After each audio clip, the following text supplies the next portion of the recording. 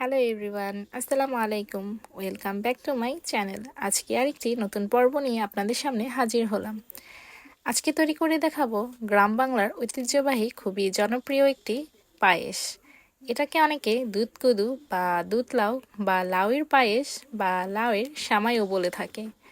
আজকে অথেন্টিক পদ্ধতিতে এই সামাইটা আমি আপনাদের করে দেখাবো। এটা কিন্তু বানাতে যেমন সহজ কিন্তু খেতে অসাধারণ। চলুন তাহলে দেখে নিই কীভাবে রেসিপিটা করতে হবে। লাউয়ের পায়েস তৈরি করার জন্য আগেই প্রথমে লাগবে আমাদের একটি লাউ, আর লাউটা অবশ্যই ছোট এবং কচি হতে হবে। সেজন্য দেরি না করে গাছের থেকে একদম সবচেয়ে যে ছোট এবং কচি লাউটা আছে সেটা পেড়ে নিলাম, আর ঘরে এনে আমি পুরো লাউটাকে ভালো মতন ধুয়ে নিয়েছি। এখন আমি কাটার সুবিধার জন্য লাউটাকে দুই ভাগে ভাগ করে নিব। দুই ভাগে ভাগ করে আমি চামড়াটা ভালো করে ছিলে পরিষ্কার করে নিচ্ছি। লাউ থেকে খোসাগুলো ছাড়ানো হয়ে গিয়েছে, এখন আমি টুকরো টুকরো করে নিচ্ছি। লাউয়ের প্রথম অংশটা আমি দুই ভাগ করে একটি গ্রেটারের সাহায্যে এখন কুচো করে নিব।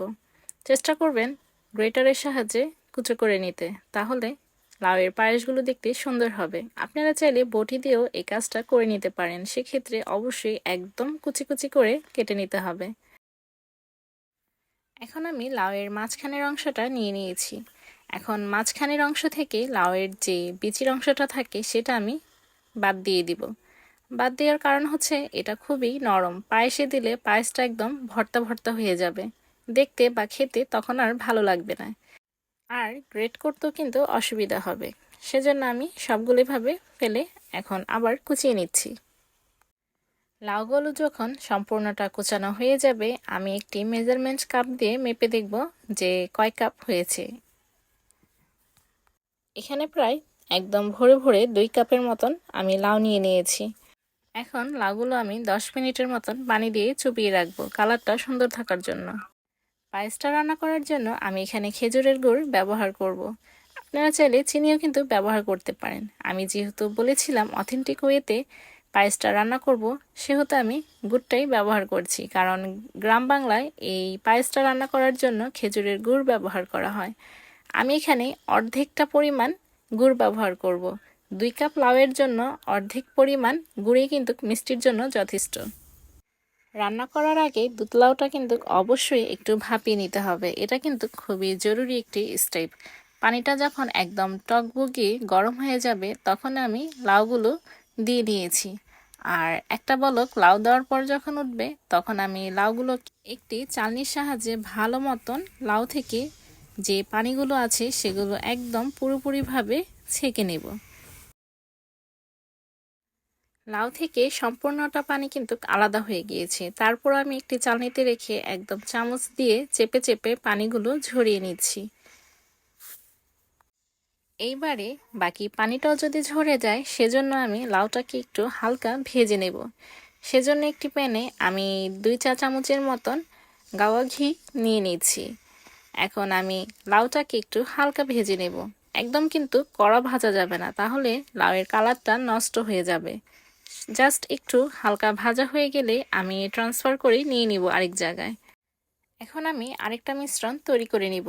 সেজন্য আমি এখানে প্রায় 2 চামচের মতন চালের গুঁড়ো নিয়ে নিয়েছি, আর নিয়ে নিব 2 চা চামচের মতন নর্মাল টেম্পারেচারের পানি।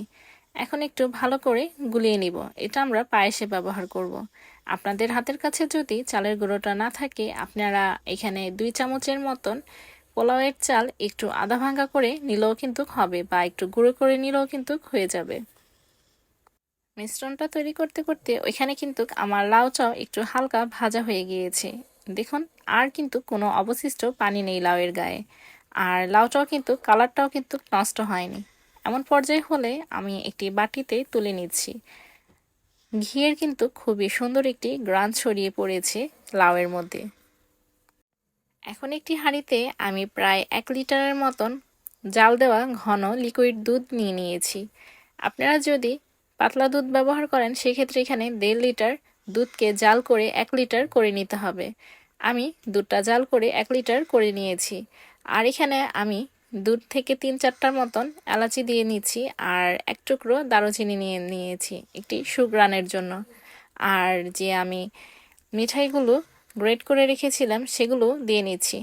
অবশ্যই দুধটা কিন্তু একটু হালকা গরম থাকা লাগবে। টকবগিয়ে কিন্তু গরম হলে অনেক সময় হয় কি খেজুরের গুড়টা দিলে তখন দুধটা ফেটে যায়। তাই দুধটা একটু হালকা যখন গরম থাকবে তখন আমি এই গুড়টা মিশিয়ে নিব। আর দুধ ফাটার কিন্তু কোনোই সম্ভাবনা থাকবে না। আপনারা চাইলে গুড় আর চিনি একসাথে দিয়েও কিন্তু এই পায়েসটা রান্না করতে পারেন। আমি শুধু গুড়টাই ব্যবহার করছি। গুড় যখন মিশে যাবে দুধের সাথে আর দুধটাও যখন বলক চলে আসবে তখন আমি ভেজে রাখা লাউটাও দিয়ে নিচ্ছি। লাউগুলো দিব আর আমি চুলার মিডিয়াম হিটে রেখে অনবরত নেড়েচেড়ে রান্নাটা করে নেব। চুলার আঁচটা কিন্তু জোরে করানো যাবে না, তাহলে দুধটা টেনে যাবে আর লাউটা ভালো মতন কুক হবে না। এখন আমি একটু স্বাদ মতন লবণ দিয়ে নিচ্ছি। যারা মিষ্টি খাবারে লবণ পছন্দ করেন না তারা কিন্তু না দিলেও পারবেন। এখন আমি লবণটা দেওয়ার পর আবার একটু একটু হালকা করে নেড়েচেড়ে একদম লো হিটে আমি লাউটা রান্না করে নিচ্ছি সিদ্ধ হওয়ার আগ পর্যন্ত। এই যে দেখতে পাচ্ছেন লাউটা কিন্তু সিদ্ধ হয়ে গিয়েছে, তবুও কেন জানি একটু আলাদা আলাদা লাগছে দুধের থেকে লাউটা। এখন আমি যে কিছুক্ষণ আগে একটু চালের গুঁড়োর সাথে পানি দিয়ে মিশিয়ে রেখেছিলাম সেটা এখন দিয়ে নিব। এরপরেই দেখতে পারবেন ম্যাজিক্যাল ঘটনা। এটা দেওয়ার সাথে সাথে অনবরত নেড়ে নিতে হবে। শুধু জাস্ট 5 মিনিটের মতন রান্না করলে কিন্তু হয়ে যাবে। 5 মিনিট পর দেখুন ম্যাজিক্যাল চেঞ্জ। একদম পায়েসটা কিন্তু ঘন হয়ে গিয়েছে। এটাই হচ্ছে কারণ। আপনারা যদি পছন্দ না করেন তাহলে কিন্তু না দিলেও হবে। এখন আমার পায়েসটা রান্না করা হয়ে গিয়েছে। এখন আমি পরিবেশন করে দেখিয়ে দিচ্ছি যে কেমন হয়েছে। সামনে কিন্তু ঈদ আসছে, আর ঈদে আমরা সবাই কম বেশি ডেজার্ট আইটেম কিন্তু তৈরি করেই থাকি। এরকম যদি একটি মুখরোচক ডেজার্ট হয় ঈদের দিনে তাহলে কিন্তু মন্দ হয় না, কি বলুন? এটা কিন্তু আগের দিন রাত্রে রান্না করে সকালবেলা খেতেই ভালো লাগে, বা সকালে বানিয়ে সন্ধ্যার সময় খেতেও ভালো লাগে, বা আপনারা চাইলে ফ্রিজে রেখেও ঠান্ডা ঠান্ডা পরিবেশন করতে পারেন। চেষ্টা করেছি খুব সহজভাবে অথেন্টিক এর লাউয়ের পায়েসটা আপনাদের সামনে শেয়ার করতে। আমি পরিবেশন করছি কিছু উপরে কিসমিস দিয়ে। আপনারা চাইলে এখানে বাদামও কিন্তু ব্যবহার করতে পারেন।